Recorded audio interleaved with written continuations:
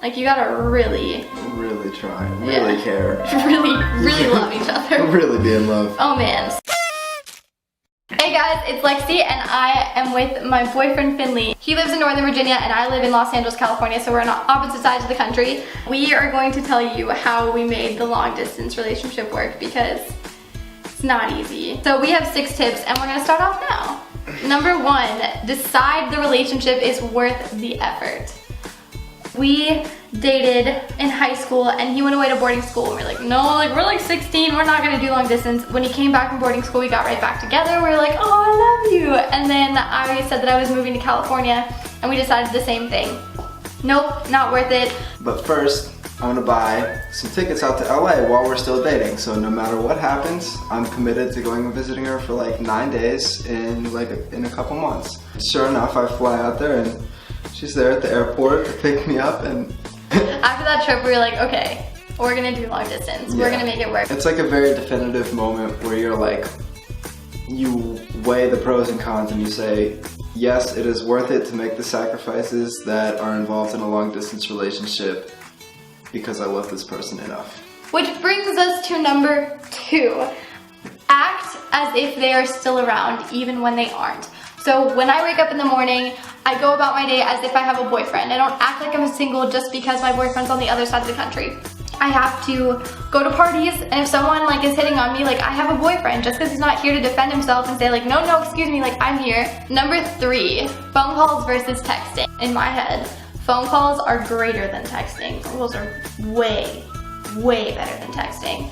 Yeah, I mean, I feel a little bit differently about it, but I mean, I definitely think I hate texting, so I don't know, I'm a little biased. She's been like the worst texter since day one. But I like texting, I think there's fun aspects to it, but like a lot of people in relationships, they tend to text 24/7, and I think it can get you kind of burnt out with your partners. If you just have the expectation that you're just gonna text your boyfriend or girlfriend throughout the entire day, then you're not fully present in whatever you're physically doing. What I did when he was gone, I scheduled it in my head. Part of my to-do list was at 3 p.m. call Finley, and I set aside an hour every single day to talk to him. And it was good because we always had something to talk about because we weren't texting each other since the morning. Number 4, plan visits. This gives you something to look forward to. You can say, okay, 3 more weeks, then I'm flying out to see Finley. The thing that works for us is monthly visits, but that's because we live on opposite sides of the country and that works best for our budget. But if you live an hour away, you could say like twice a week or weekends or... I've noticed for myself, because we have gone longer than a month, like you can feel like you start to feel like that disconnect. Even if you're talking on the phone a lot and whatnot, like you start to feel like I'm dating a robot. And then it's like you see each other and it's like you have to like have it. Yeah, you're like, whoa! It takes like a day to like get used to each other, and I don't know, it's just good to do it like see each other once a month. Physical touch is so important to a relationship, and I think that's something that lacks so much in long distance because you don't get to just... And spending time in silence, like that's like when you love somebody, you can just like sit with them, you know?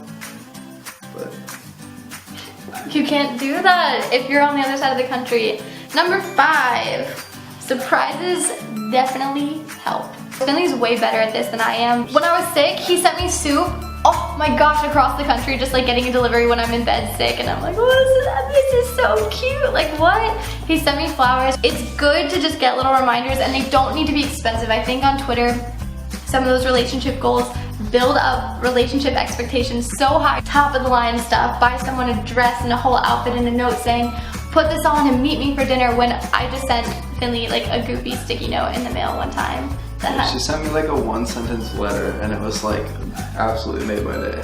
That probably cost like $3, like I don't know. I think I want to emphasize that just those little gestures of saying like, hey, you didn't tell me I needed to do this, but I'm just showing you I care. Oh, I sent you books.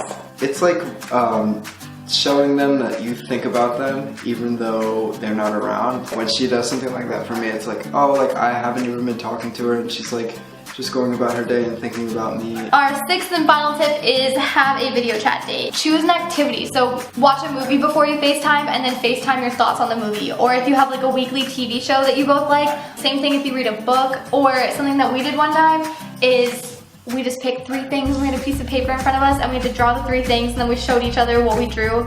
I drew a cigarette snowman melting. Cigarette Snowman Balloon or something, and then we weather in the background. Oh, that's what it was. Yeah, it was. I remember that. That was good. Just like little games like that.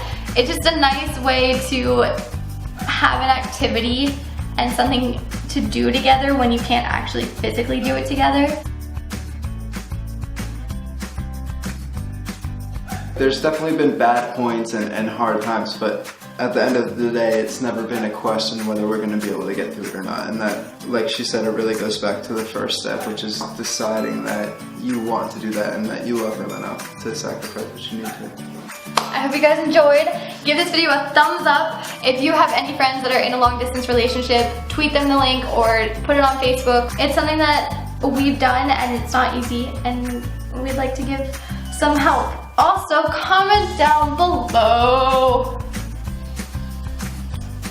3 items that we should draw on a piece of paper and compare. That's a good idea. Yeah. Last thing, you gotta follow me on Snapchat because that's my new favorite thing. I don't really have a vlog channel. I've been uploading my Summer on Tape, which is a playlist you can go watch if you're interested in seeing what I've been doing this summer. But day-to-day stuff, Snapchat, like C. Lombard. Go check it out. It's the best. And I'll talk to you guys later. Bye.